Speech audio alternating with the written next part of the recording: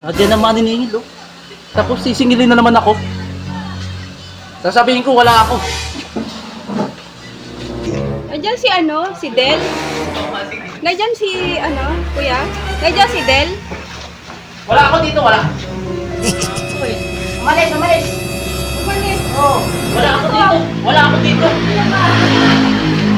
Oh, di ba ikaw si Del? Ako nga. Ay, oh. Eh, bakit mo ako sinisingil? Bakit? Bumatang ba ka sa'yo? Oo, Bakit? last year pa. Last year na kaya. Kung magpapunta ka, may mo tapos ngayon galit ka ata. Last year pa yun.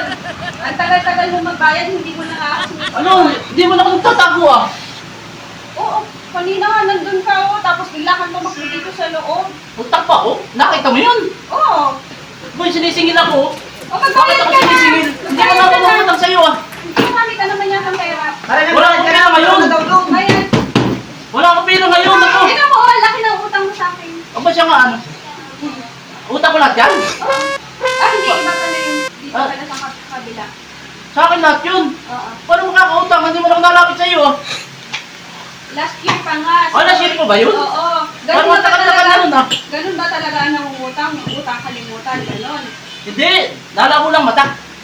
Tanggalin mo yung mo. Kasi kaya malabo. Marap. Ay, kaya mo naman ah. Paano mo madilim? Ayun, alam mo na, tanda mo na. Ha? Alam mo na. Parang hindi ko maalala. Teka, magkano pang utang ko? Iba talaga, akala ko kayo yung Del, Del? Oo. Magkano utang ko?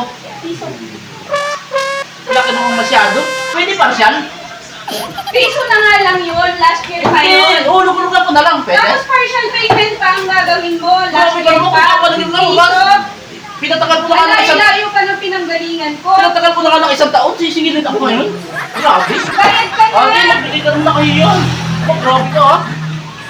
Ako pa, Pinatagal ko na nga ng isang taon. Tapos ako pa yung sisingilin. ako pa magbibigay ng kahihiyan. Oo.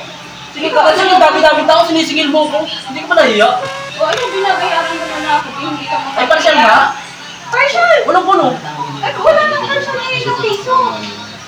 Paano ko mababayaran yan? Hulog-hulog. Grabe ka na.